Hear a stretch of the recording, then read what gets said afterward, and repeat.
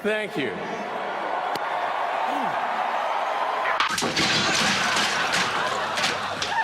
Did you see that? Did you?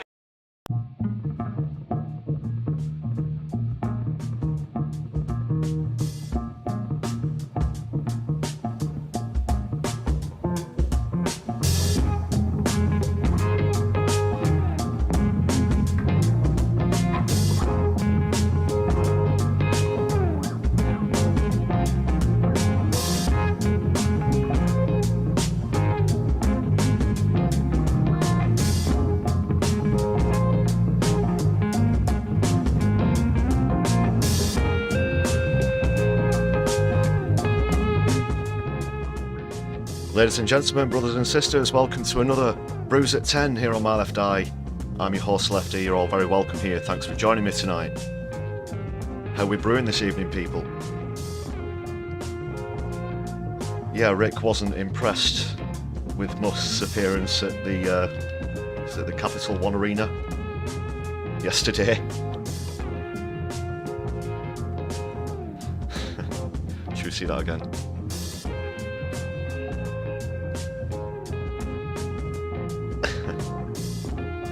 Thank you.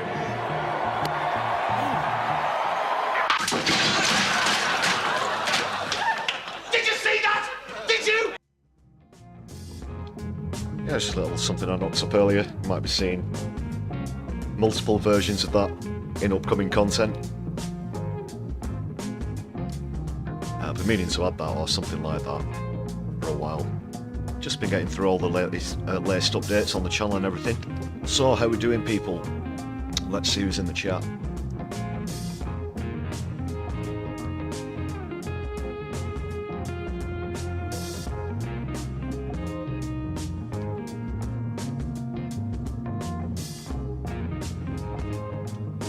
Where are we? There we go. Alright, who's around? Who's around? Just update this. Great stuff. Great to see the chat's nice and lively already. Davinia, Morbius, thanks for joining me. Floor Snake as well. BUFU, Mike. Red F. Jacqueline, great to see you again. Octo and Kira, greetings to Ireland from the United Kingdom of Dystopia.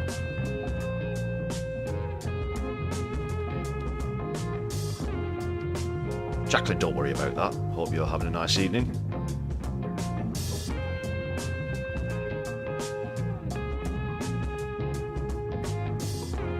Yes, and it's Wednesday, so it's PMQs.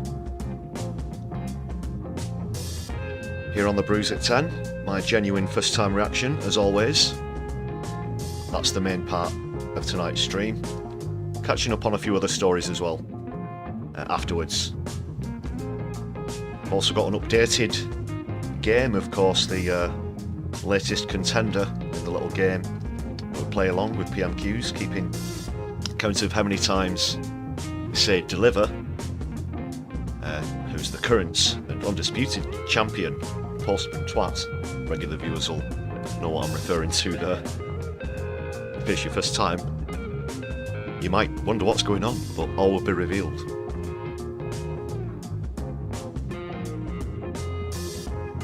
So we have a new challenger to replace Andrew Tate, who didn't even manage a single mention on last week's. Absolutely tumbled out, crashed and burned like a SpaceX rocket.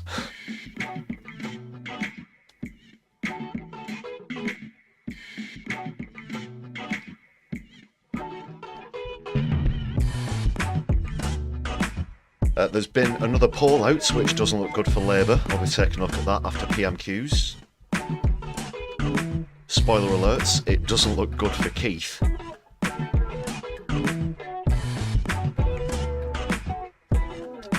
Which we might sit back and chuckle at, but unfortunately it does also predict another rise for the far-right PLC. You know what I'm talking about, people, if you're here in the UK. Or even if not, you're probably familiar with the serial grifter Nigel Farage.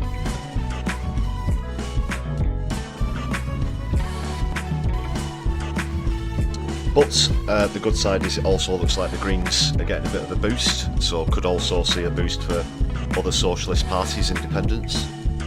Remains to be seen. But there are some other very interesting things about that poll as well, including potentially several cabinet members losing the seats. I won't name them or say who the seats might be going to, so we take a look at that later.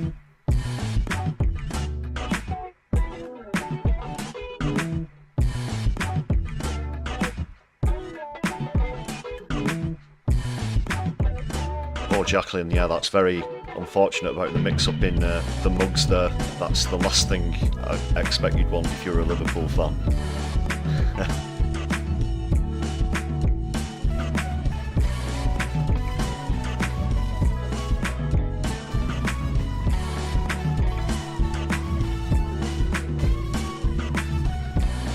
What we got there? Where's the tea? Where's the tea pun?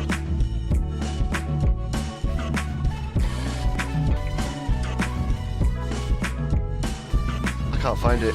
Sorry, Davinia. You're referring to you. How far up the chat is it? Repost it if you like. I'm sure it was a good one. Tea puns are always welcome, of course, here on the Brews at 10. My Left Eye.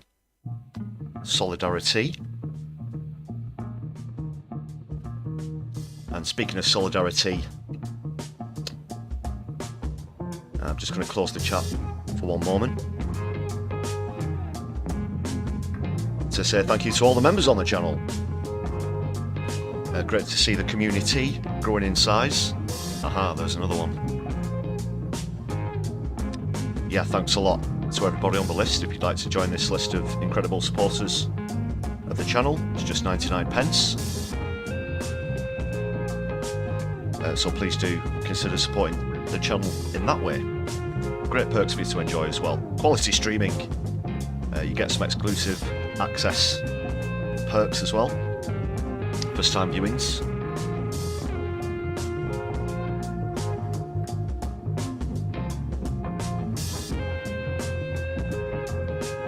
Yeah, and also please do check out recent content on the channel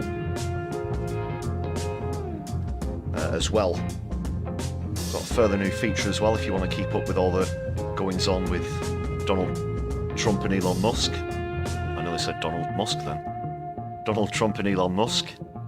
Yeah, the batshit crazy corner, that's going to be a regular feature on the channel. Check those out. There is a playlist up with all of the ones so far. That is the video episodes, not the live stream episodes.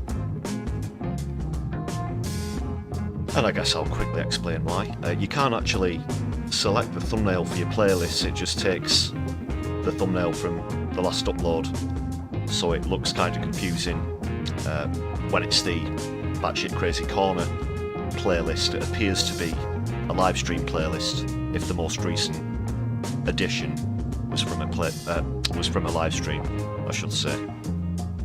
But all of the video editions of that feature are available for you to check out, plus lots more, of course.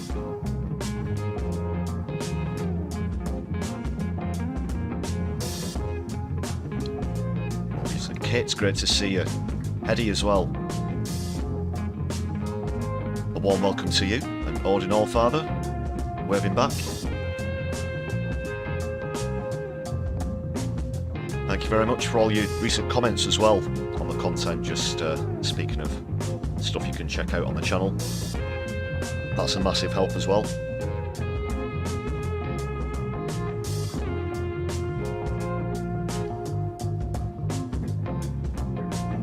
Yeah, it really helps get the ball rolling on vids if you do add a comment if you see it. So thanks a lot for all of those recently. And thanks Eddie for the 5 gifted memberships.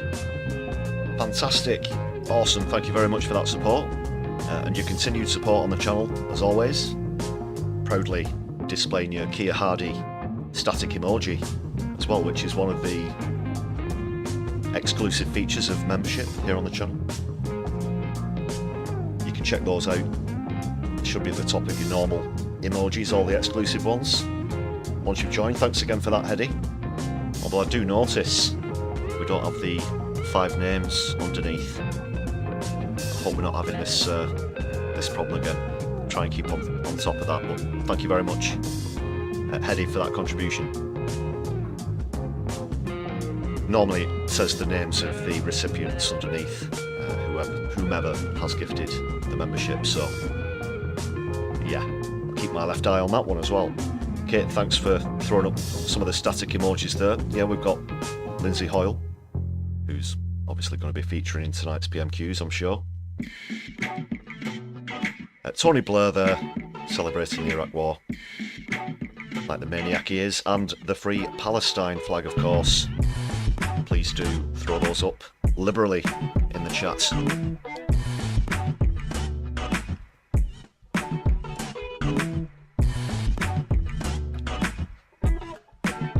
Thanks to everyone last night as well who stuck around as we graded into Eleanor at No Justice. It's great to pop along there with you for a little bit.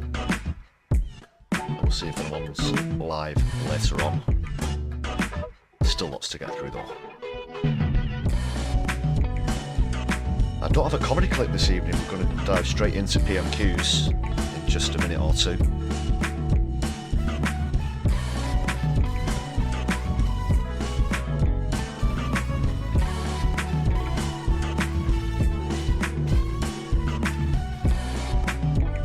All set up and good to go. And then we'll go on to discuss how Labour are doing in that poll I mentioned and all the other things.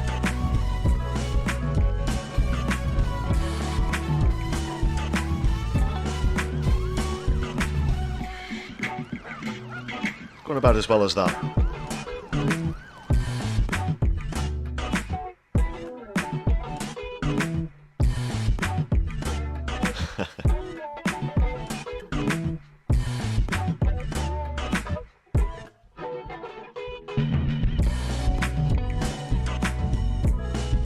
Just having a quick scan through the chat.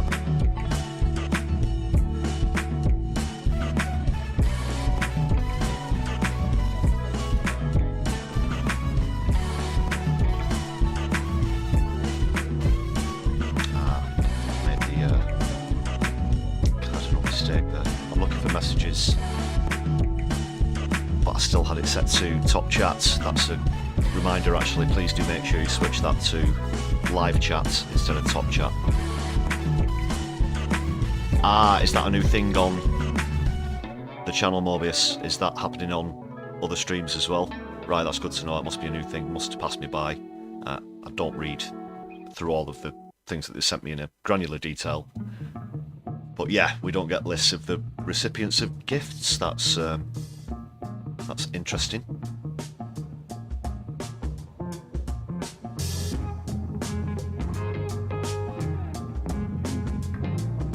And thanks for that, Mobius. Yes, very reasonably priced, just 99 pence. It's about the third of a tasty hot beverage. Incredible value, quality streaming, great tea puns. What more could you ask for?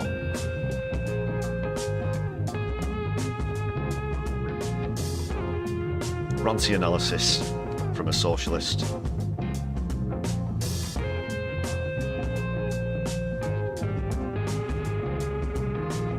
Okay, let's begin. Let's move over to the screen.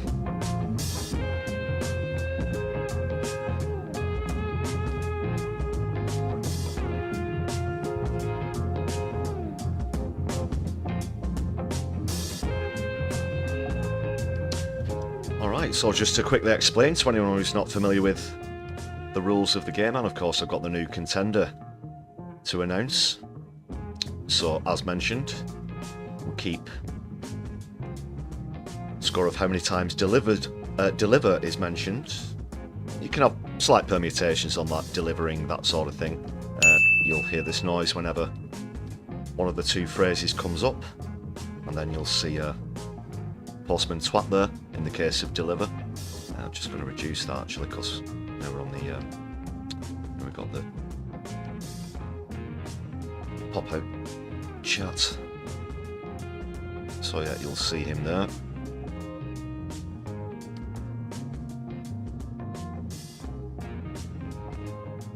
And the new contender, ladies and gentlemen, brothers and sisters, they're thems on the channel. Now this is specifically to Starmer, so Keith has to say it because it's obviously a very common word in the English language anyway. So I'll put that slight caveat, that slight condition on it, but every time we hear change, once again you'll hear the ding, we'll see the yeah. So that's from Keith specifically, because there could be occasions, for example, where in the question someone asks, or has the Prime Minister changed his mind about such and such a thing? That wouldn't count, and it would come up too often. So just for this first time, I'm going to give it at least 2 tries, 2 attempts, which I think is fair enough. Yeah, just from Keith. It's a very low score, I might open it to the whole chamber next time. So got the scores up there, 0-0, as it always begins. And are we ready, people? Bit musk tea. Haha. See what you did there, Davinia. Right, audio's up.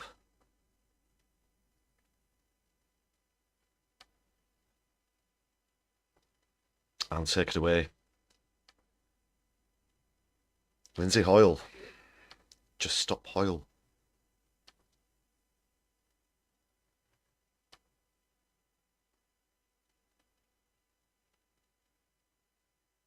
Welcome to Prime Minister's questions. David Reid. Question number 1. Prime Minister. Thank you, Mr. Speaker. Being a bit enthusiastic the senseless, barbaric murder of 3 young girls in Southport was devastating. A measure of justice has been done, but for the victims, the injured and the affected, we must see a fundamental change in how Britain protects its citizens and the its new children. rookie As is part of in the public inquiry, straight Mr. away Speaker, there. we will not let any institution Wrong one. deflect our No, it's failures. 1-0 to change. Mr. Speaker, next Monday marks Holocaust Memorial Day. Visiting Auschwitz last week only strengthened my resolve to build a national Holocaust Memorial and Learning Centre beside this. That was a really distasteful visit, Keith. You know it Mr. was. Speaker, the whole You know it House was. will How also dare you? welcome And the how dare release you of Emily support Tamari the same kind of thing here in and other 2025 hostages that's from happening in Gaza. Palestine? We must now see the ceasefire deal implemented in full, the release of the remaining hostages, and a surge in aid into Gaza for citizens. Mr. Speaker, may I also welcome Cheryl Corbell, whose young daughter Olivia We know his side he's was on. murdered in awful circumstances, And and her sister Antonia to the chamber.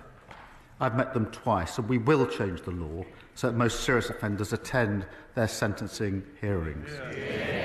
Mr. Speaker, this morning I had meetings with ministerial colleagues and others in addition to my duties in the House. I shall have further such meetings later today. David Reid. Thank you, Mr. Speaker. Before Christmas, I received nearly 1,000 handwritten letters from pupils at St Peter's Secondary School in Exeter. Each letter strongly advocated for greater support to tackle the mental health good point, challenges Morbius. faced by We young still people, fight that with fight many against sharing oppression and deeply fascism unsettling personal today. stories.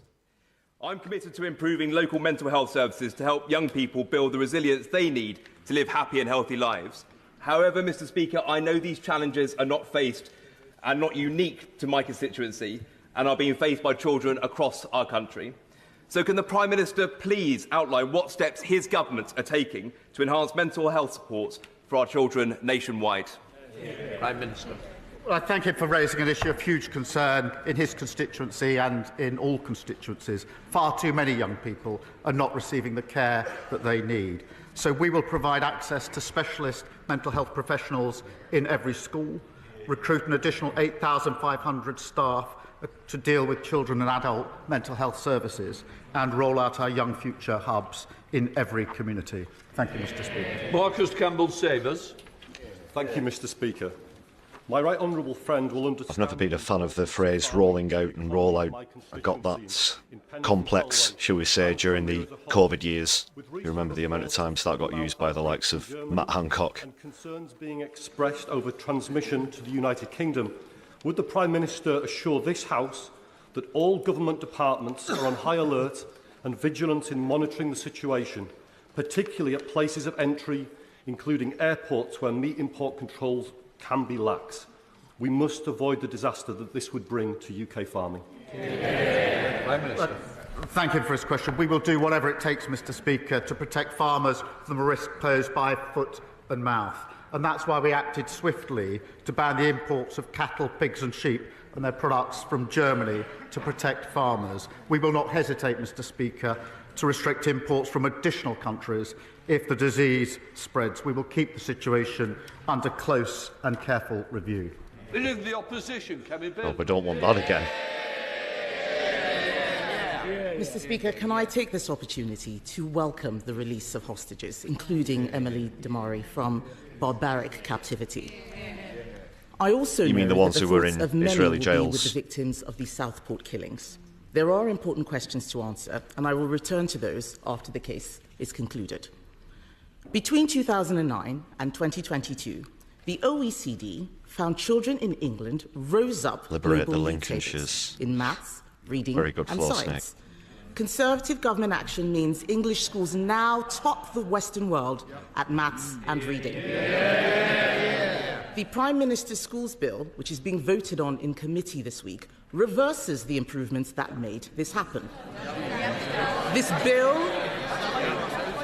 bill is an act of vandalism.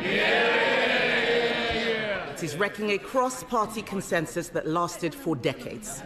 Why does the Prime Minister think that so many school leaders are criticising this bill? Prime Minister.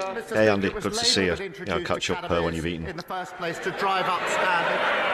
Academies are here to stay and will continue to drive up standards. That's what the bill is about. But also in that bill are important provisions for protecting children, including a provision to stop abusers taking children out of school, a unique identifier to ensure the whereabouts of all children are known. What did the Leader of the Opposition do? She instructed all of them to vote against those measures. He didn't even bother voting on that bill, Mr. Speaker. This is the You're Worse nor You Were Worse section of PMQs, which is becoming pretty routine now. It's changing. We have an example of where these reforms were not introduced. Wales, which has been under Labour control for 2 decades. Welsh educational outcomes have tumbled down international league tables. You're still in Poor government. children in England now do better than wealthier children in Wales. This bill denies children the guarantee that their failing schools will be turned into a better academy. It is an attack on excellence, it is an attack on higher standards, it is an attack on aspiration. This bill is the worst of socialism, Mr. Speaker, and isn't it deprived children, isn't it deprived children in England who will pay the price? Mr. Speaker, as I said, we introduced academies, we're committed to them, we're driving standards up. But this bill is important because it also sets up breakfast clubs for the very children that she claims to champion. Yeah, we're getting quality puns today, people. Keep it coming. In place vital protections for children. She has to answer the question, why did she instruct all of them to vote against child protection measures? Mr. Speaker, the Prime Minister thinks that he can distract people from what is wrong with this bill. This is not about breakfast clubs and school uniforms. Teachers and parents will be horrified at just how bad this bill is. Even his own MPs may not realise it, but the bill will cut teachers' pay. It cuts pay for 20,000 teachers. Well, you'd know what his education secretary says there is not a ceiling for pay. They're all shaking their heads. They clearly haven't read the bill. She hasn't read the bill either. Because clause 45 means teachers' pay will be capped. Did the Prime Minister know that the bill... Yeah, Davinia, it is a little late for dinner up here in the north. We call our evening meal tea. Mr. Speaker, we do need yes. flexibility in our schools. And if she'd hopped off social media for a while... and dinner is what others might call lunch. There's a reason for that, but I won't go into it anyway. Back to the back and forth panto. Killed who was taken out of a school by an abuser. This bill closes that gap. That is urgently needed. We have children who have not gone back to school since COVID. This bill closes that gap. She can make her points on academies. We can debate academies, but to vote against the bill is a disgrace on all of them. Nonsense, Mr. Speaker, and the amendment he's talking about does not address this issue. He raises academies. That's exactly what I'm talking about. Like every other parent, I believe all our children should have the best teachers. Apart from cutting their pay, listen to what the head of Year 11, Mr. Speaker, at Michaela, the head of Year 11 at Michaela, the most successful school in the country, came from the armed forces. The headmistress says that with Labour's new it's not rocket science, you just have to properly staff and fund those state are the academy schools. freedoms I'm talking about. This bill would have blocked that veteran from teaching. The bill implies that doctors are not sufficiently qualified to teach biology, that Olympic medalists can't teach PE. Why is the Prime Minister closing down routes into teaching when we should be opening up more? She knows that's not right. No, it's not. Look at the provisions in the bill. But to say there ought to be qualified teachers in our schools should not be extraordinary or opposed. And we had far too many examples in our yeah, I guess technically it is supper, Davinia. Just going back to that matter, slight aside. Having your supper. We didn't have enough maths teachers in our secondary schools, and I want every single child to have the best possible education. The facts speak for themselves. The standards went up under Conservative governments. What we need to know is who is benefiting. No, they didn't, Kemi. Well, you know it. Who is benefiting from these changes? It's not teachers. Their pay it's too early in the day is to call out the long term. It's not parents. Their choices are being restricted. It's definitely not children. Their outcomes will get worse. So who is benefiting? It's the trade unions. The National Education Union. The National Education Union sent out a tick list proving that after a decade and a half, they are finally getting their way. Why is the Education Secretary allowing trade unions to run her department and ruin children's education? Or no longer the party of protest, whatever that's supposed to mean. The bill benefits the children who need grown-ups versus student politics again, whatever that's supposed to mean. The bill benefits the families that can't afford uniforms. It means they're dancing around, the children who are currently out of school and nobody knows where they are. The bill benefits the children who could be taken out of school by abusers if this bill doesn't go through. She should change her mind and support these vital provisions. The Prime Minister needs to get out more and speak to schools. I was at the Harris Academy just this month, and what are they saying? That this bill reverses still low scoring, 1-0. No appearance from Postman Swats as of yet. Taxing the education of children with special needs, excluding talented outsiders. The closed shop is back. This is pure educational vandalism. And alongside these attacks, removing single-word Ofsted judgments so parents cannot see the standards slipping. It is the same old Labour. Bad outcomes for all children, excellence for none. Mr. Speaker, I know what it's like to go to a school which didn't care about standards. This is a tragedy in the making. The key changes in this bill were not in their election manifesto. Isn't that because he knew parents and teachers would reject them? Parents and teachers know we introduced academies Parents and teachers know we're driving by standards. Well, it's okay, Kemi. Kemi. People already hate him enough as it is. His popularity could barely get any worse. We'll go into that in a bit more detail after PMQs. Whatever is in this bill, he's been in for 6 months and he's absolutely pissed off the entire country already. We're going to fix that mess like we're fixing every other mess. Thank you, Mr. Speaker.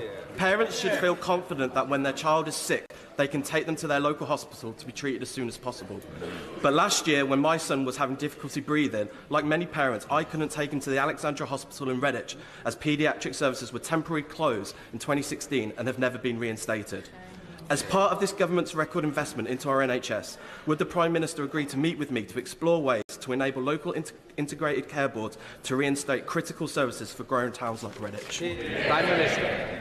Well, I thank him for raising this important issue, and I know he's campaigned on it for a very long time. We are putting, Mr. Speaker, a record £25 billion investment into the NHS as part of our plan for change. There he is. Building an NHS fit for the future means places like Redditch will see lower waiting lists and services that reflect their needs. Whilst, Mr. Speaker, responsibility over service rests with the appropriate NHS Commissioner, I will ensure that he gets a meeting with the relevant Minister to discuss the issues. Leader of the Liberal Democrats, Sir Ed Davey. Thank you, Mr. Speaker. Can I echo the Prime Minister's opening remarks about the Southport killings and the Holocaust Memorial Day? Can I particularly join him in expressing our immense relief at the release of Emily Damari, and celebrate the fact she's back with her mum, Mandy, and the rest of her family. Let's hope we can get all the hostages released as soon as possible and the ceasefire turns into a lasting peace. Mr. Speaker, last week I urged the Prime Minister to speed up the Social Care Commission so we can get the changes people need implemented this year. The very next day, it was announced that the chair of the Social Care Commission was also going to chair another important inquiry into grooming gangs. How do you think Keith could do with a new hairstyle? Maybe if he gets a mullet with a perm or something, I don't know. It'd be interesting. Over the next few months, more interesting than his personality. Can the Prime Minister explain how both these things can be true? Or lack of, I should say. Mr. Speaker, Baroness Casey is well placed to conduct the audit into grooming gangs, given her hard-hitting report on exploitation in Rotherham. It does not, he raises the issue, it does not affect her work on the Independent Commission on Adult Social Care, which begins in April. Outgoing contender from last week. But as he knows, that report, the first part of that report, you only get 2 tries next year, so we can deliver to recommendations as we receive them. And he knows that already we're introducing fair pay agreements, providing more money for the social care funding and putting up the allowance. So we're already taking steps. Planted questions are always loaded with the word deliver, or have been of late, so we'll see. Sir Ed Davey. I still don't think the Prime Minister is making social care reform the priority that it needs. It's urgent. And so we're going to keep coming back just quickly on this issue as well, obviously. But, Mr. Speaker, turning now to the United States. There is a massive care crisis in the country, like in a lot of that avenues. He will not sell out Britain's fantastic no one near farmers behind on to making Donald the Trump changes in a trade deal that undermines required our to high deliver food and the animal solutions. welfare standards in the way that the Conservatives sold them out in the Australia and New Zealand deals. Mr. Speaker, we will work with the US, we will work with other countries, but we will never lower our standards. Thank you, Mr. Speaker. Thousands of my constituents across Southampton-Itchen have had to put up with years of misery because of unsafe fire protection in their own homes, developers dragging their feet, and leaseholders having to foot the bill for mistakes they didn't make. Does the Prime Minister agree that enough is enough and it's time for developers to make all homes safe? And will he reassure leaseholders who bought their homes in good faith that this government has their back? Change. I thank him for raising this really important issue. Apologies there if I missed that. Many buildings are still unsafe, and the speed of delivery has been far too slow. But then an instant reply. Our action plan sets out measures to identify buildings at risk Postman and Swats, fix who gets them on the scoreboard, faster. 2-1 My now. message, Mr. Speaker, is clear. The funding is there to fix this, and there's no excuse not to deliver. And an equaliser, you see. Thank you, Mr. Mr. Speaker. We've seen expanding Postman swat on the London's ropes airports before, and building a third runway at Heathrow would be incredibly irresponsible in the midst of a climate emergency, flying in the face of the Climate Change Committee's advice. The Prime Minister clearly knows this because he and 7 Cabinet colleagues voted against a third runway at Heathrow in 2018. Yeah, this shouldn't go ahead. The third runway absolutely goes against our climate commitments. Shouldn't be allowed to happen. Mr. Speaker, I'm not going to comment on speculation. He knows that we are, as a government, we are committed to growth. We're committed to the aviation sector and to our climate obligations. You can't be committed to the aviation sector and be committed who talk about climate change, but oppose vital renewable infrastructure in our own. Does change count for climate change? Solar farms. Thank you, Mr. Speaker. In Swindon North, we have the Panatone Park development. It is one of the largest employment developments in Europe. It's got massive potential for growth. You said the word. Will the Prime Minister join me in acknowledging the site for boosting economic growth in not only my region but the country, and will he come and visit it with me? Thank you. 3-2 now. Prime Minister. Call that 3-2. At the heart of our plan for change is growth, Mr. Speaker, to fund our public services, create good jobs and raise living standards across the country. He's right to champion one of... Just go back a couple of seconds. Come and visit it with me. Thank you. Prime Minister. At the heart of our plan for change is growth, Mr. Speaker, to fund our public services, create good jobs and raise living standards across the country. He's right to champion one of the largest brownfield sites in the UK, which could create over 11,000 jobs on site and add £1.2 billion to the economy. It underlines the importance of this government bringing economic stability, creating the National Wealth Fund and driving up growth. Luke Taylor. Thank you, Mr. Speaker. Recently, the Prime Minister visited Epsom Hospital, where he committed to not just paper over the cracks in the NHS after years of Conservative lies. Yet on Monday, his government confirmed that our St Helier Hospital will develop these wounds and the hospital will crumble. Mr. Speaker, St Helier Hospital will not survive the delay this has introduced. People will die and NHS staff will break. So I ask the Prime Minister, will he apologise to my constituents as they wait years for a new hospital building? And will he visit the hospital with me to witness first-hand the dire situation our residents face? Prime Minister. Well, Mr. Speaker, he's right to raise the concerns of his constituents, and I'm not surprised that they're frustrated or even angry at the lack of delivery under the previous government. There was no credible plan. Mr. Speaker, they shut. Let me read the Infrastructure and Projects Authority's verdict on what we inherited. This is their words. There are major issues. Prime Minister. Mr. Phil. I expect better from the front bench. And I'm sure you're going to show better, Prime Minister. I think he was Liz Truss's right-hand man, so we wouldn't expect anything else. The verdict on the plan that he is talking about was this. I was just going to say, obviously, I completely agree with your point there about America ignoring climate change, and the UK has to do a hell of a lot more. And the delivery. It was a fiction, always was. Joe Platt. Thank you, Mr. Speaker. Alongside Greater Manchester MPs, I recently met constituents who shared distressing accounts of malpractice by a spinal surgeon affecting many across the region. Bit of a comeback. They have formed an injured staff and patient group, but despite a review, they feel justice hasn't been served, and the Hospital Trust is yet to conduct a full patient recall. Will the Prime Minister arrange a meeting with the group and the relevant minister to help them get the justice that they deserve?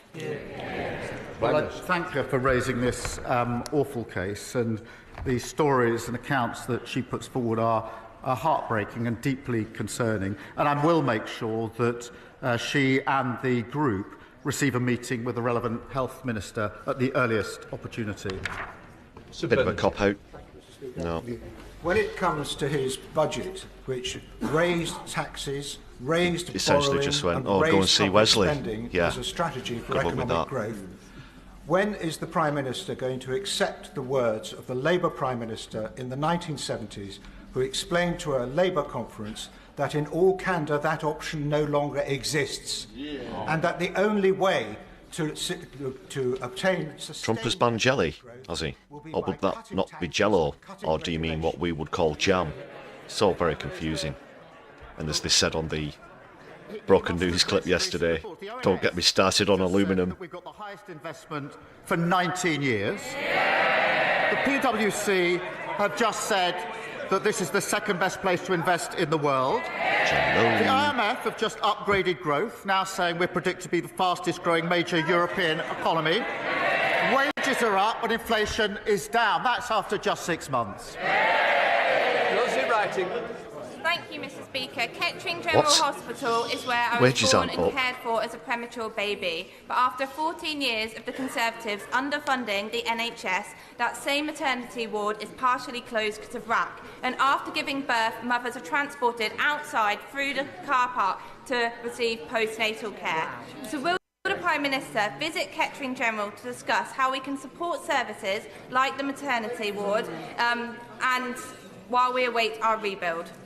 Prime Minister, well, she's been a determined champion of Kettering General Hospital, and rightly so. And there are deep anger about the delay to the works because of the failure to have a plan on the party opposite. But while we implement our affordable and deliverable plan to build a new hospital, I can reassure her, Mr. Speaker, that the RAC identified at Kettering General is being mitigated and replaced through the National RAC programme.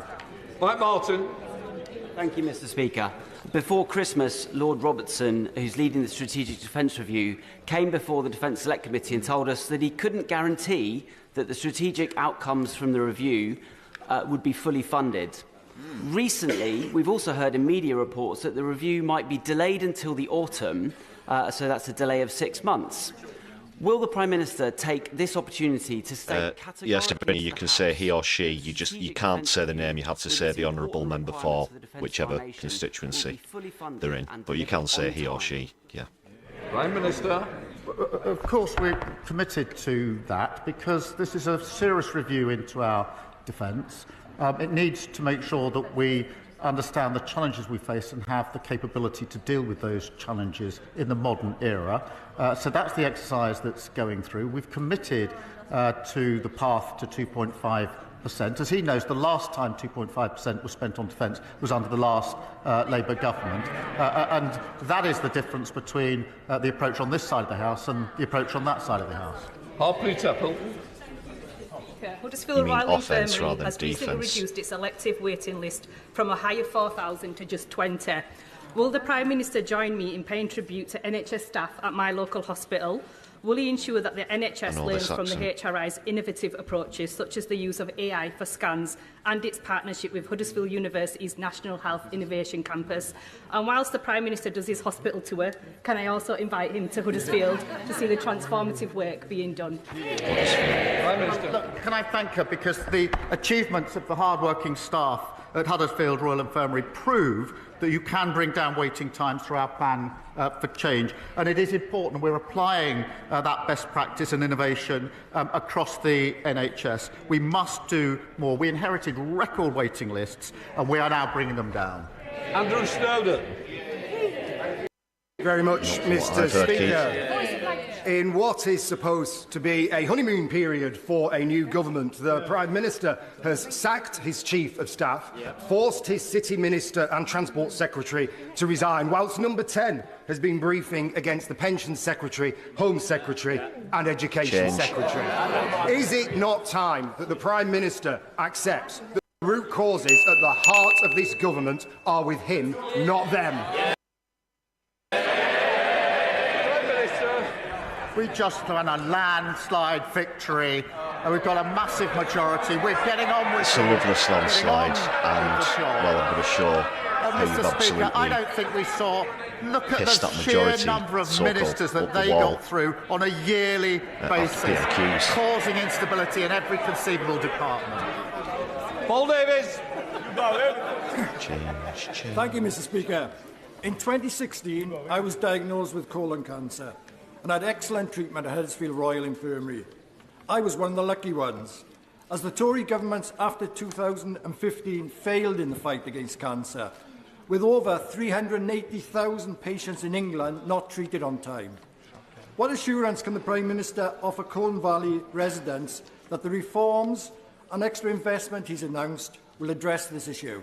Prime Minister. Well, he can't, because Wes Streeton's in start charge. by wishing him a noticed. speedy recovery from his recent treatment and thank the doctors and nurses who treated him. Under the previous government, there was no progress made in diagnosing cancer at stage 1 and 2 between 2013 and 2021. That is an appalling inheritance. We are spending £1.5 billion on new surgical then tax the rich and diagnostic scanners and get it done with, to ensure cancer patients get the care that and then they you'll have need. the money that you need to provide the services. Mr. Speaker, eating disorders Instead of are the beating mental down. health disorder with the highest mortality rate. We have 1.2 million sufferers at least. Some are being told that they are now too ill to be treated, yet eating disorders are entirely treatable. Today, the Eating Disorder APPG is publishing its report. Just want to briefly pause it, because we're moving away from the issue of defence onto health now, but just very quickly on defence, a reminder that just days ago he's committed £300 billion to war in Ukraine, $3 billion a year for the next century, if he's expecting this to go on for another century. But yet there's no money in the coffers for public services. Absolutely appalling.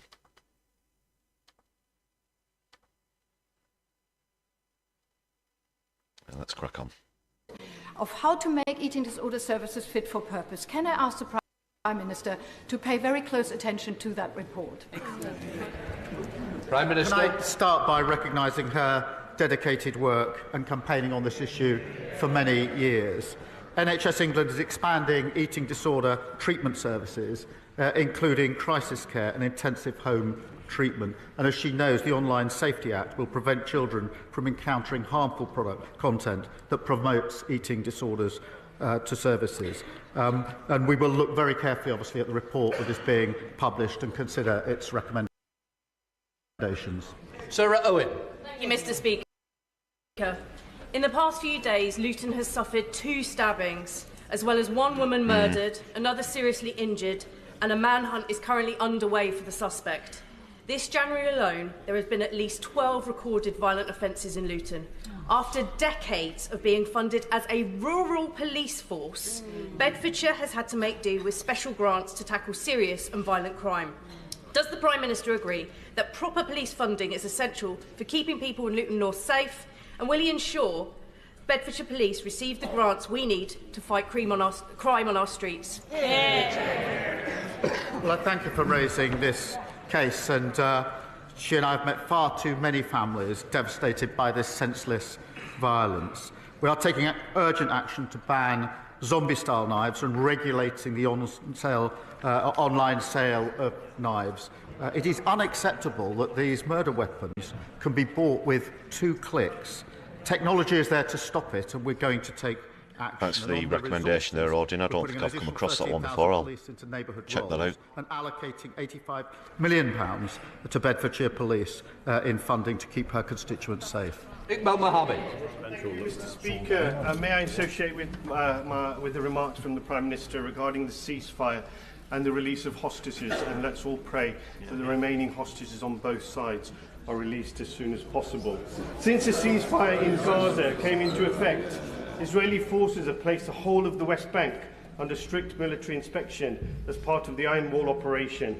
The IDF has launched a large-scale offensive operation in the city of Jenin, with numerous drone strikes on the infrastructure and a military raid by IDF troops and special forces in the occupied West Bank.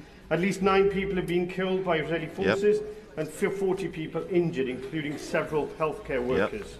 What steps is the government taking to urgently protect Palestinians, including healthcare workers, and to prevent atrocities in the West Bank?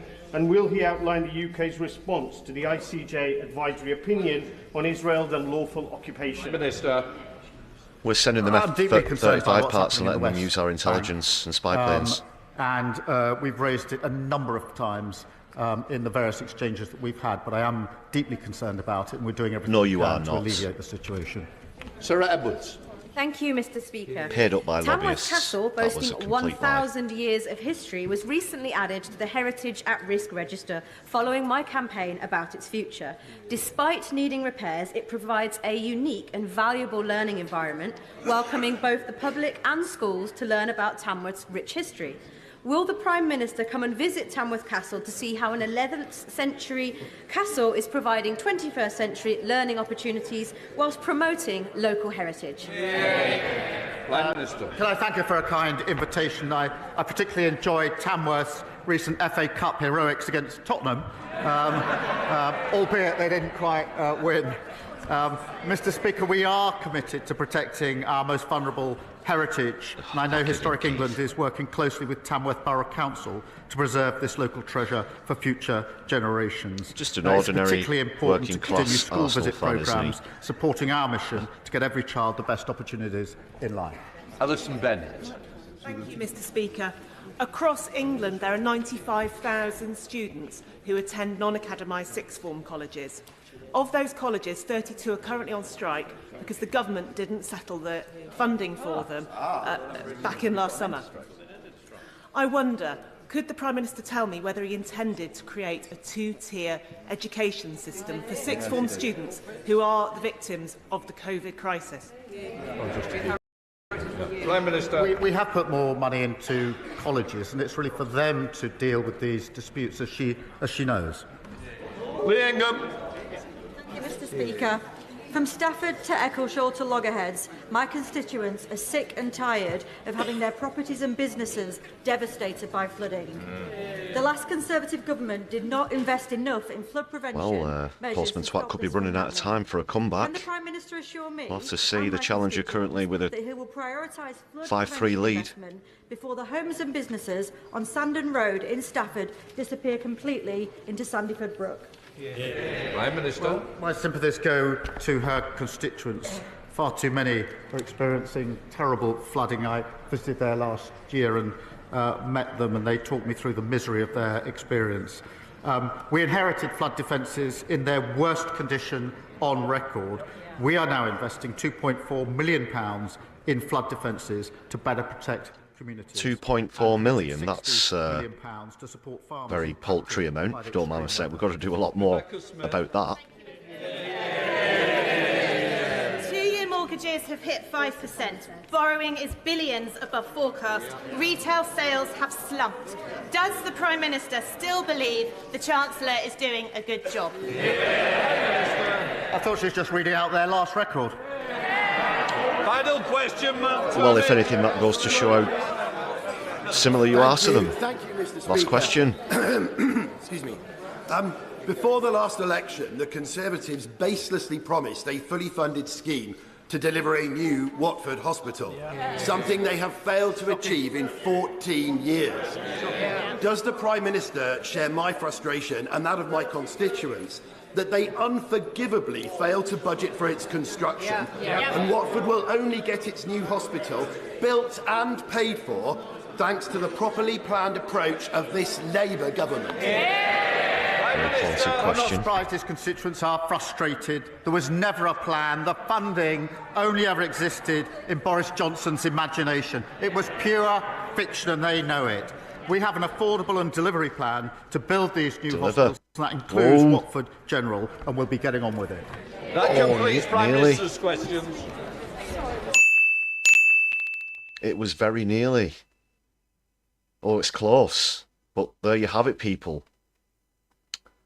I'll just update the score. But it has finished 5-4 in favour of the contender. The new challenger, Change, has defeated Postman Twat. That's a first here on my left eye. There have been a couple of draws throughout the history of Postman Twat's reign. But for the first time ever here on my left eye, he has been defeated.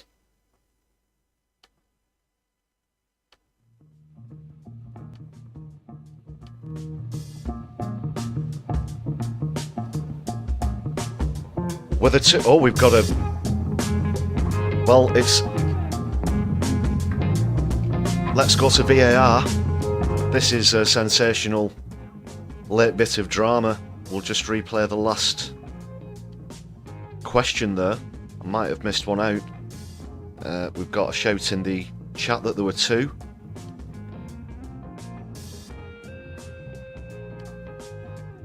Let's see if that's correct. I definitely heard one.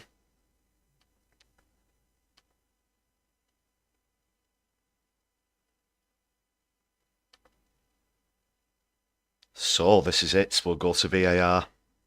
High drama. Quality streaming. What's the volume? Excuse me. Before the last election, the Conservatives baselessly promised a fully funded scheme to deliver it. Oh, there was in the question. There was 5-all. Oh my goodness. Years. Does the Prime Minister sensational, share my unbelievable frustration and that of my late drama constituents that they unforgivably failed to budget for its so construction? It's 5-all. And Watford will only get its new hospital built and paid there you for have it. thanks to the properly planned approach of this Labour government. Wow. I'm not surprised his constituents are frustrated. There was never a plan. The funding only ever existed in Boris Johnson's imagination. Whenever he's on the ropes. ropes. Pure fiction, and they know it. We have an affordable and delivery plan and then there was to build the other one these from new Keith. hospitals, and that includes Watford General, and we'll be getting on with it. That completes Prime Minister's questions. Wow. How's about that, ladies and gentlemen, brothers and sisters? They're thems. Sensational finish to the session. So I hereby declare the amended results 5-all. It's a draw. You did good, kid. Real good. But as long as Postman Twat's around, you'll always be second or equal best. See? Yeah.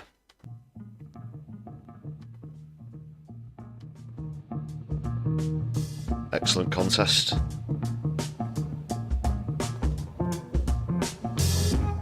No, Jacqueline, he never really properly answers the question, apart from to say that they're looking into it or blame the last government. He'll sometimes refer them over to the relevant minister, which we saw there a couple of times as well, which seems a bit, I don't know, beyond the point of asking the Prime Minister if he's only going to defer to a colleague. There's no accounting in the course for failing to answer a question or indeed lying. And if you even bring up the word lies, you could see yourself reprimanded, as we've seen many times in the past. Recent examples I can think of are from Zara Sultana, Dawn Butler. That was when Labour were in opposition, before Zara got suspended. Rather, I should say, had the whip removed. So there you have it. 5-all, it appears. Selected quite a worthy contender. So Change will be returning for another challenge next week. You're on PMQs on the Brews at 10.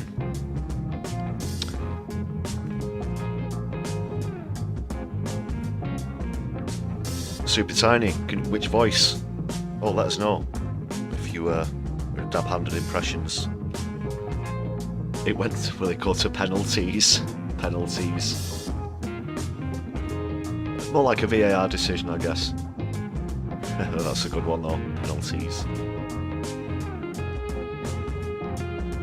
There's no tea in lies, but there is in bullshit.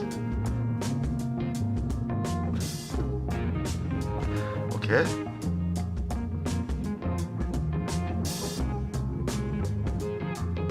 That was bog standard, not much drama really. One interjection from Hoyle because of the heckling from that Tory, what's he called, is it Chris Phillip.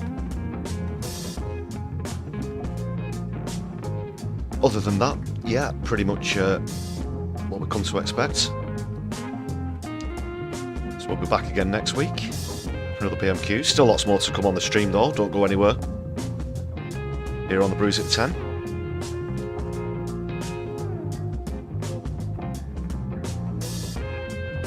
I'll just get rid of the scores and whatnot, and we'll move on to other matters.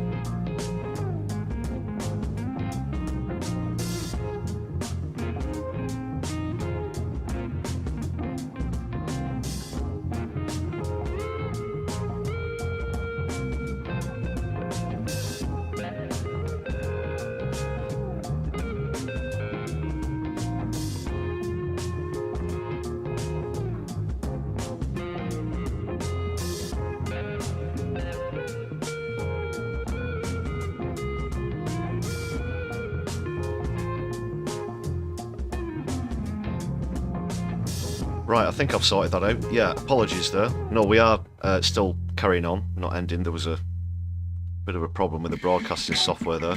Had a mega meltdown sort of seizure. Oh, we're all good. We're all good. Normal service has been resumed, people.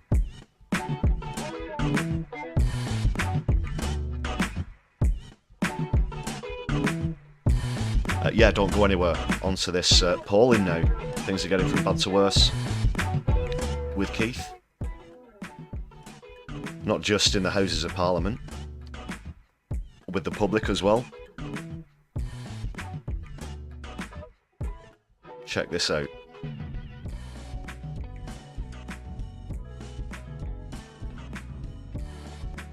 This is the latest from Stats for Lefties. Last time we took a look at the polls, remember I do take polling with a pinch of salt sometimes. This isn't very definite, it could only be an indicator. But that said, it's certainly worse than at the last count, when Reform were about a point behind Labour, who was still in the lead, with the Tories in third. But that's all changed now. Change. Take a look at this. So this is a projected result for the full country. You can see there, Labour down to third. Yes, third. Minus 272 seats. The Tories would have 197, going up 76. But Reform would gain 154, putting them in second place. The Greens would also gain a seat, which is pretty good. SNP looks set to recover most or all of Scotland after being left with just a few seats at the last election. So that will put them on 43. Plaid Cymru staying on 4. Slight change with the Lib Dems going down by 2 seats to 70. So what do you think about this, ladies and gentlemen, brothers and sisters? That was a More in Common survey which took place between the 17th and 20th of January.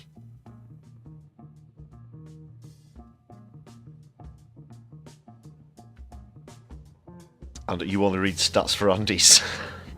Yes, this is a bespoke page. I'm very flattered that they did this for me. Yeah, very hung Parliament. I've got another sort of angle on it that I'll come to in just a second. But look at the change in colour. They're all blue, purple. Labour with just 139 seats. A little bit more about that. That would be a record low.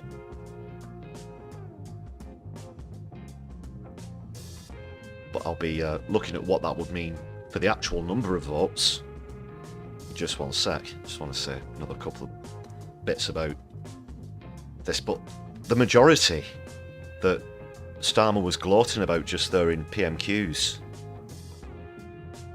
has vanished, and worse than that, they're now down to third place in the polls after just 6 months. We've never seen anything like it, even under the Tories.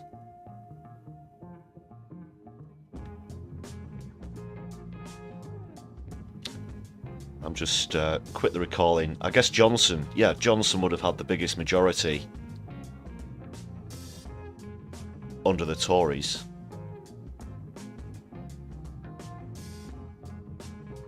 Obviously he wasn't very popular as a person, but even his popularity lasted a lot longer than Starmer's has. This is very unprecedented. Let's have another look at the other stats. Just going to shrink that slightly, you can't see the last column quite as well. Now when we look at these numbers, I want to remind you all, of course,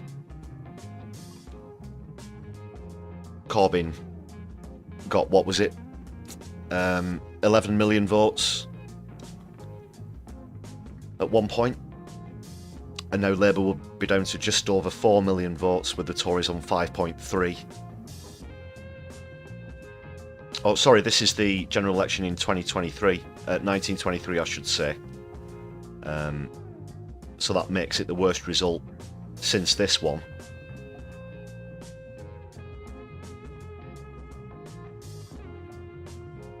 Obviously, there are differences in population now and whatnot. But that is shocking. That is shocking. Still another roughly 4.5 years to go, though. I do have an accompanying post as well from Stats for Lefties. I mentioned at the top of the show that some cabinet members look set to lose the seats, so let's see what's happening with that. Just cue this up.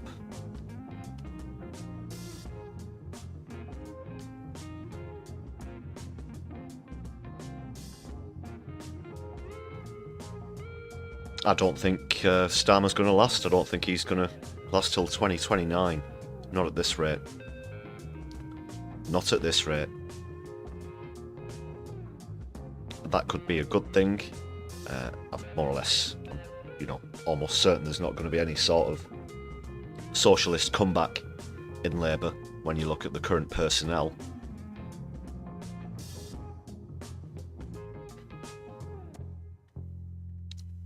So under this projection, 9 cabinet ministers would lose the seats. Let's see who they are and who the seats might go to. We've mentioned some of them previously, who are in very narrowly held seats.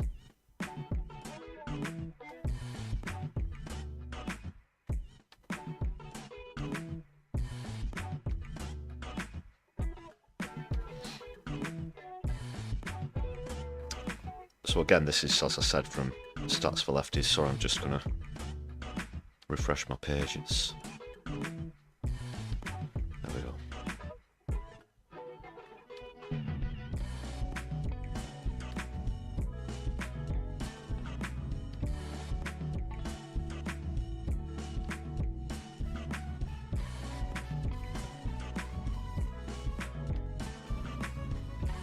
Well, there it was. Got a couple of gremlins in the works tonight, people.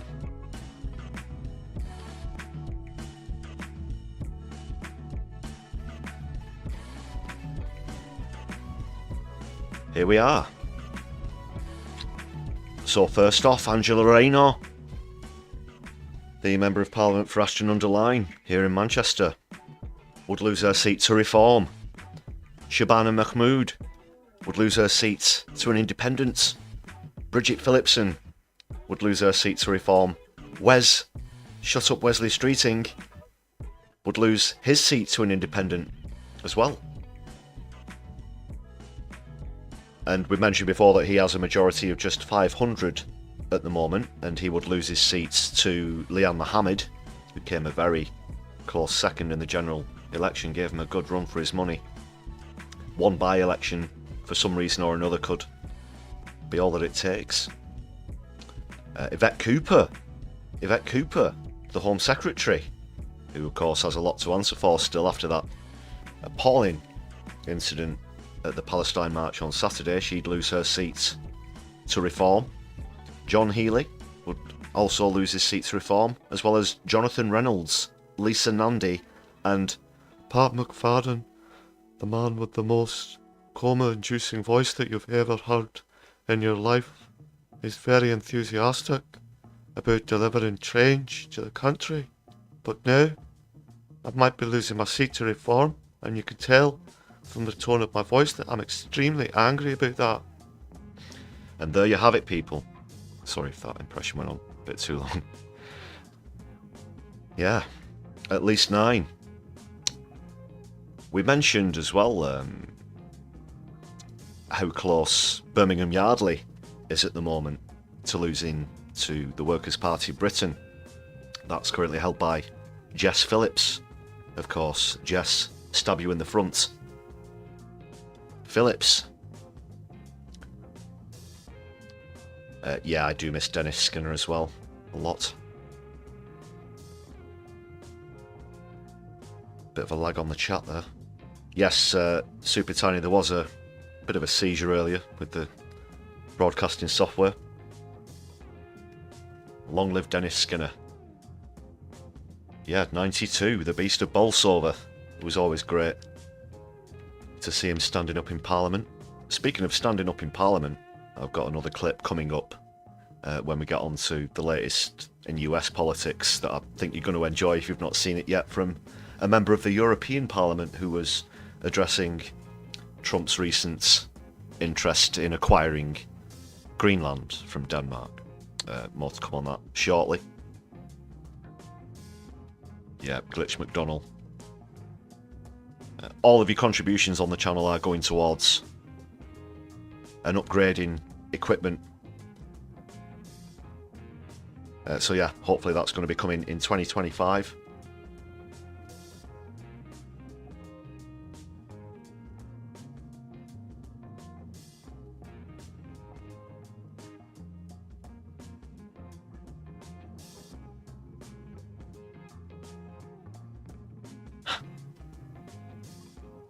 Yeah. A lot of people dearly missed there. Just reading in the chat. So what do you make of this, people? This is... well, what else did they expect? They promised change to the extent that it's got its own counter on PMQs now. Then continue to perpetuate austerity Tory-esque policies. And arguably even worse than they did. It's certainly not an improvement. At best, it could be said that they're doing exactly the same, but that's not what people wanted. That's not what people voted for. It's definitely not what was promised in the Labour manifesto as well, but any promise or pledge or mission from Keith is worth about the paper it's written on. Andy Carter and Super Tiny, thank you very much for the gifted memberships there. And Morbius as well. Awesome. Great stuff. Solidari-Tea, people. Yes, the gifting is actually working. Apparently it's a bit of a change in the chat. Now they don't list the recipients in the chat. I think that might be due to flooding. Yeah, I've been on other channels before, and once, say they get a hype train going or whatever, and some of the bigger streamers, once they get a series of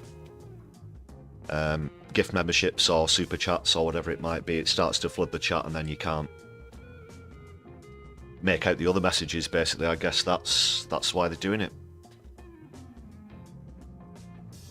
Yeah, so I think it was Morbius who pointed that out in the chat earlier. Not sure when that came into effect.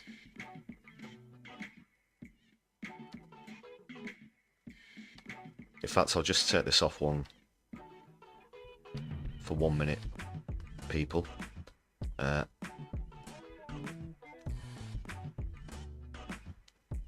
just going to go into my channel analytics, and that normally gives a pretty good up-to-date account of when members have joined.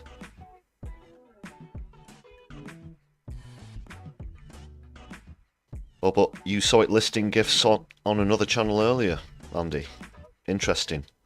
Well, I'll just repeat what I had to say yesterday as well. Please do check your balances after you've bought a membership or gifted a membership to see if you've received a refund.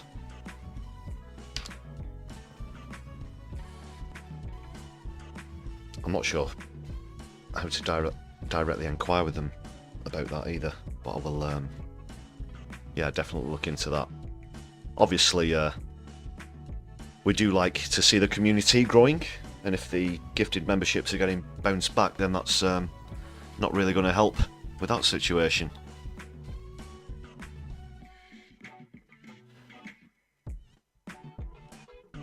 Ah, is that right, Morbius? That was from a thread from 2020. See.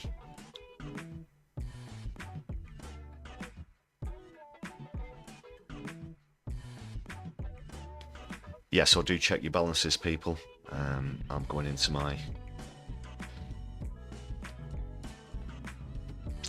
memberships section now.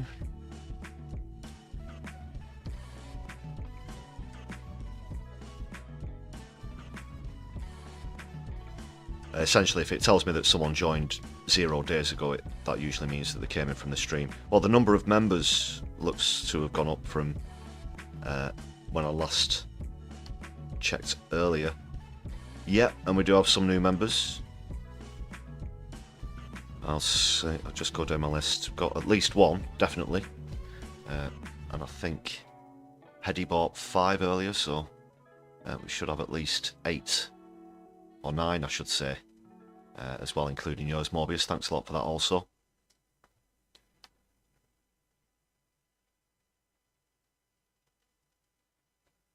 Just scrolling through.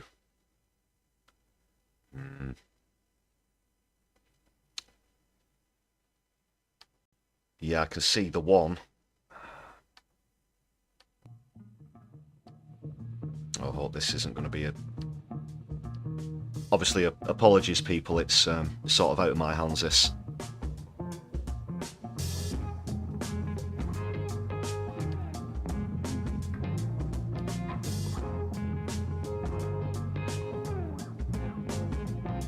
Well, I can see that I've had one new member today. It does say if people have rejoined as well after previously being members.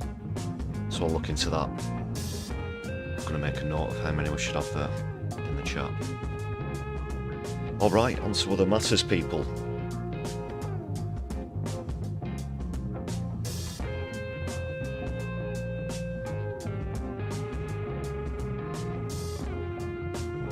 Yeah, Andy, you're right there. It's pretty hard to get a direct avenue. I've got a couple of other things that I need to raise with them as well. Well, I'll just quickly mention that. So, for example, when I finish a live stream, it tells me what the total amount of watch time is, how many people have viewed the stream, for example. The stats that it gives me in the YouTube studio don't match the stats on the channel analytics, if that makes any sense. And there have been occasions where there have been manual reviews of quite a few live streams. I have to be honest, I've got at least one that's under manual review at the moment. So I need to find out if, before it goes into manual review, if all of the views and watch time are actually counting. Because at the moment it appears that they're only counting the views and watch time sometimes after they've manually reviewed it and approved it. I've had one or two that haven't been approved, but I would say 8 or 9 times out of 10 they do give it the okay. So that's just one of the other things I've got to bring up with them. Like you say, Andy, difficult to get a direct route, but I won't bore you with that for too long. Take care. Super Tiny, great to see you. Yeah, hope to see you soon.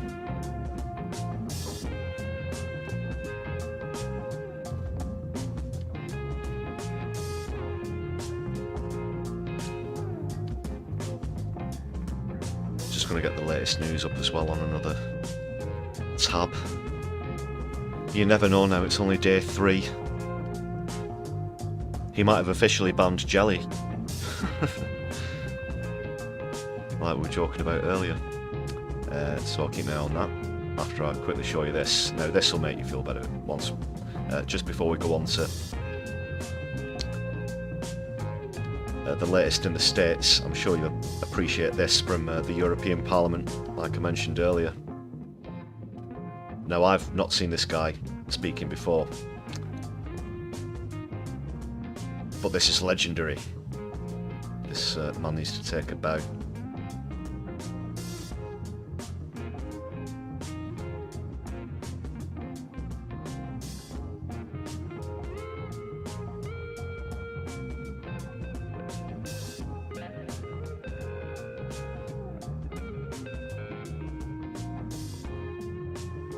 Sure, I had it queued up.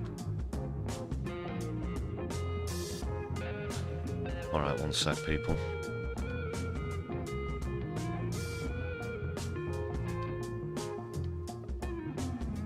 So it's Anders Vistisen, I should say. This is the guy. Dear President Trump, listen very...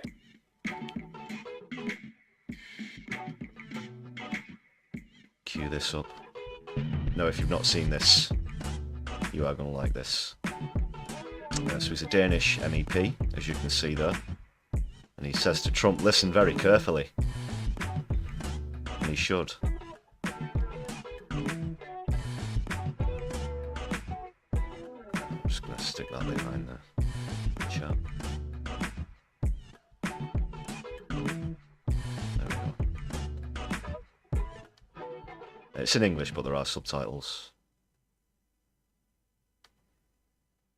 Dear President Trump, listen very carefully. Greenland has been part of the Danish kingdom for 800 years. It's an integrated part of our country. It is not for sale. Let me put it in words you might understand. Mr. Trump, fuck off.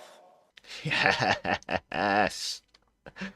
I don't know if there'll be any repercussions for that. Let's have that again. Dear President Trump, listen very carefully.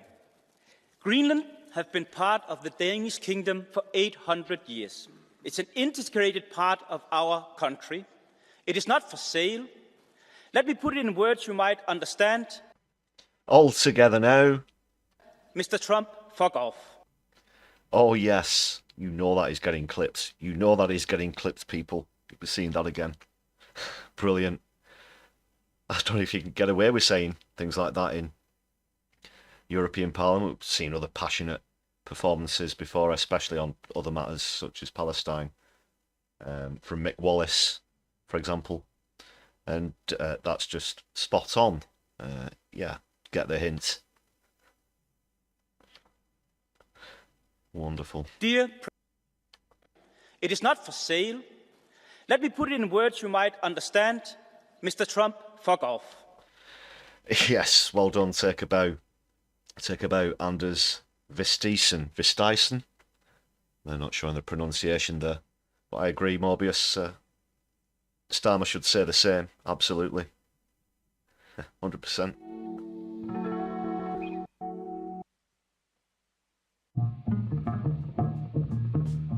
Take a bow.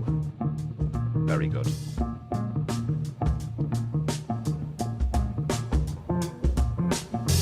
Thank you.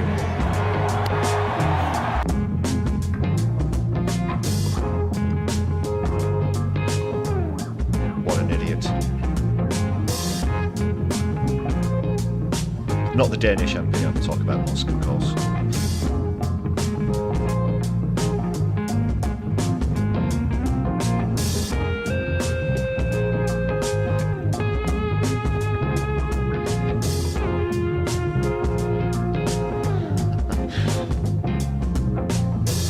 Sell Scotland? What? I can't see that coming, Doc.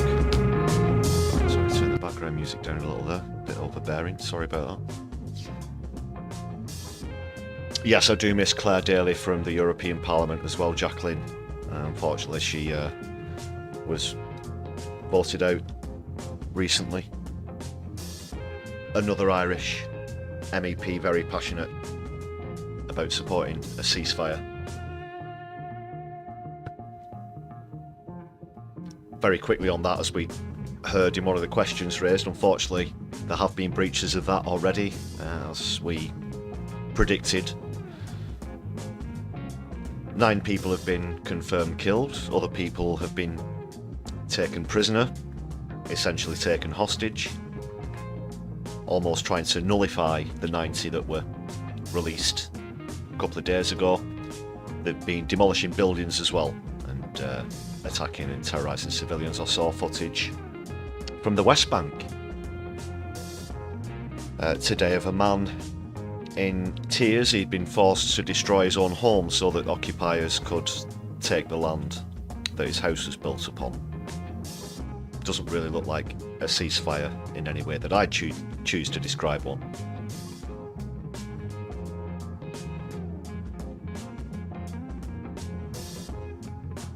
And are they auto-censoring the middle finger now? Interesting.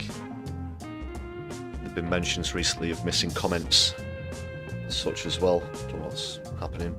I'll always do my best for you people, ladies and gentlemen. Some things are out of my hands.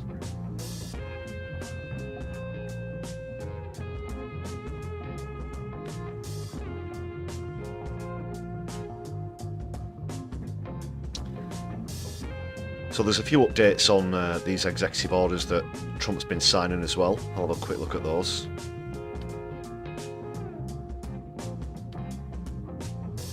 He's also ordered troops to the US-Mexico border. This is day 3.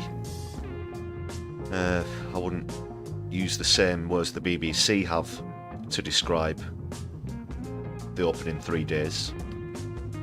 They're saying he's come out swinging. But I'd probably choose to use another phrase.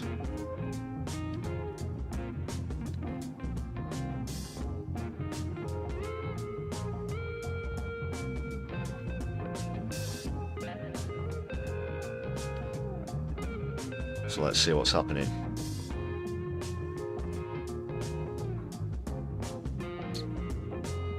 Mentioned quite a few of the policies yesterday. I won't go over those again. There have been some new ones though.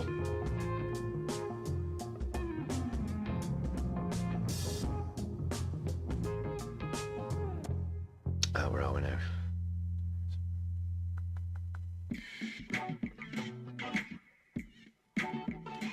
Oh, that was one thing today as well, actually. Just jump over to that. He's told Putin that he's going to face new sanctions if he doesn't end the war. I'm not too sure that Putin's going to go along with that. You know, good luck, Donald, but I thought there were already as many sanctions and whatnot against Russia that there could be.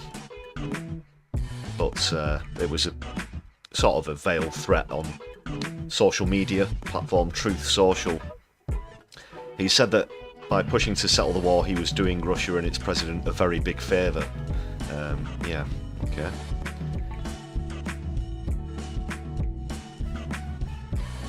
Putin said repeatedly he's prepared to negotiate an end to the war, which first began in 2014, but that Ukraine would have to accept the reality of Russian territorial gains, which are currently about 20% of its land.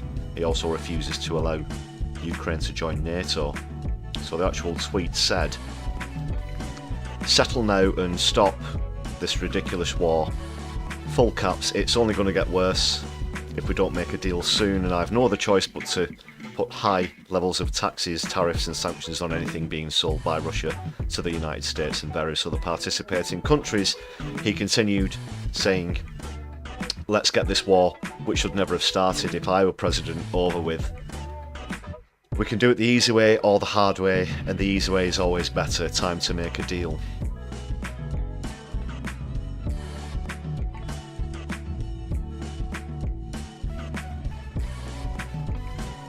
I don't think that's going to work. There's already so many sanctions and whatnot, like I said.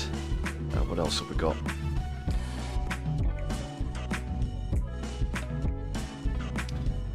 There were some other new policies today. Oh, of course, there was that story as well about Prince Harry and Tom Watson have sued Mirror Group for intrusion as well. They're going to be paying substantial damages.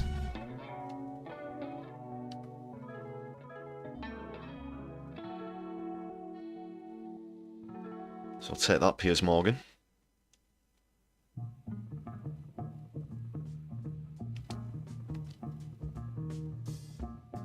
So here we go. He's designated the Houthis, who are based in Yemen, obviously, as a foreign terrorist organisation. Ansar Allah is the actual name. The Houthis' activity threaten the security of American civilians and personnel in the Middle East, he says. They're kicking your ass, mate, is what they're doing on the Israels. Then more about the removal of diversity, equity and inclusion programmes. I didn't mention yesterday as well, he said he's going to be releasing the files on JFK, RFK and MLK. A lot of K's in there, so yeah. He said that when he got in last time though, and there was pressure from, surprise surprise, the FBI and the CIA not to do so. So we'll have to see what happens with that. You probably don't want to piss off the CIA. We know what they've got a reputation for.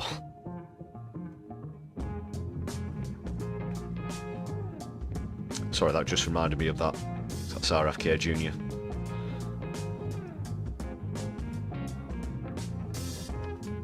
We mentioned yesterday about the TikTok ban as well. I can see that's coming up in the chat. Yeah, he needs to make sure that his money's on the right side before that deal goes through, of course.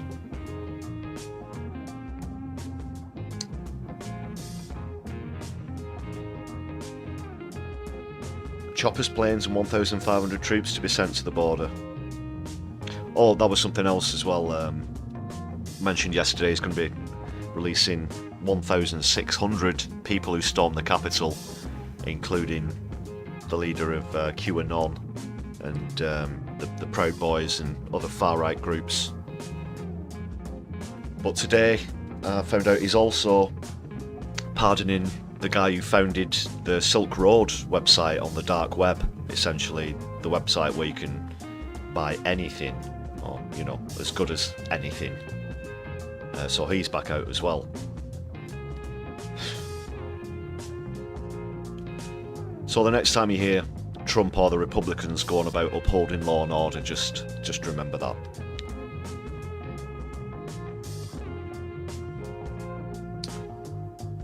And they're going to do their own they're going to mark their own homework, I should say, on the Capitol riot with an investigation. The same way Israel get to investigate themselves when they break a international war crime. That's the leader of the Proud Boys there.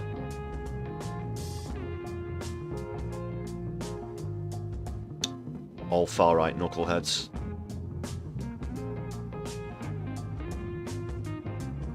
What's this? There's been another school shooting today, apparently. That was shortly before I came online in Nashville. Happened in the cafeteria. Goodness. Another. They happen so often now, don't they, in the States? It's crazy. It's just a lot more about the border here, immigration tariffs. I think that's just about the latest.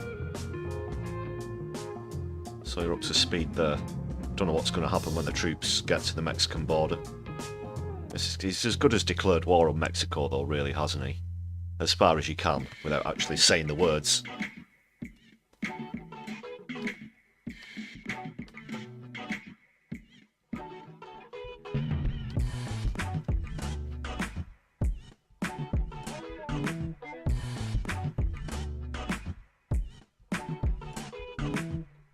Yeah, RFK Jr. God, he's another absolute piece of crap. Oh, that was another thing. You know the Trump meme coin? Yeah, it's absolutely... the bottom's gone out of it, basically. Whoever would be so naive as to invest in something like that? We spoke about it on last night's live stream. I saw another example today. So I lost $1 million. They put $1 million into it and it's gone down to zero, as predicted. We should have short sold it, people. We had the chance.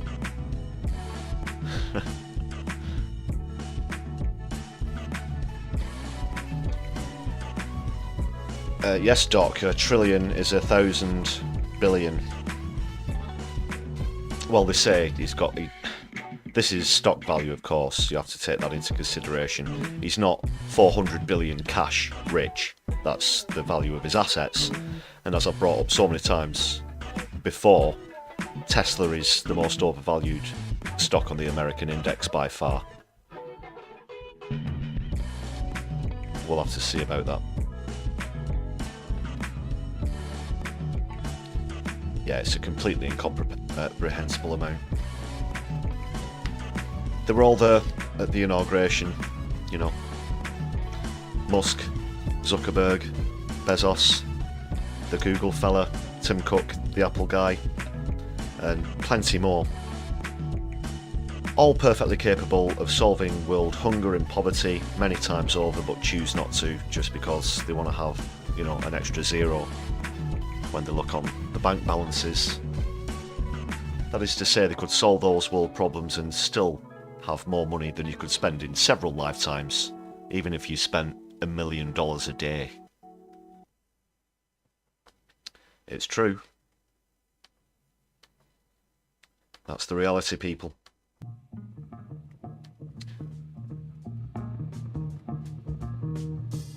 Right, that looks like it's the latest. Please do stick around, people. I'm going to be raiding into another channel in just a moment. Whilst I do that, as always, I'm going to give a customary thanks to all the members once more. And say thanks for your support.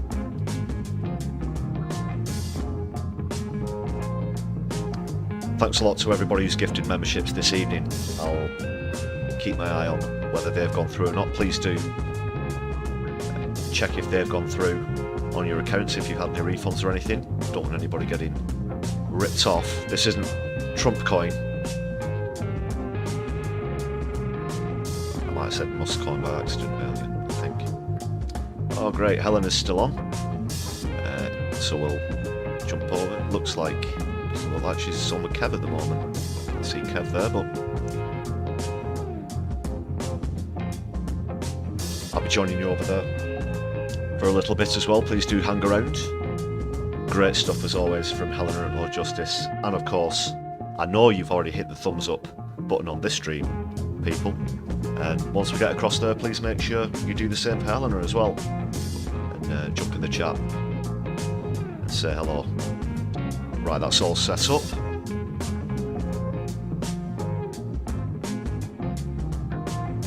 Thanks a lot for joining me tonight. You've all been fantastic. Very interesting counter game on the PMQs. Thanks for all of your comments in the chat. Thanks again for those gifted memberships. I've been your host, Lefty. You've been fantastic. If I don't see you over at Helena at No Justice, take care. Until next time, my Left, I'll be seeing you soon. Don't forget to hit the buttons. Thumbs up. Good night, people.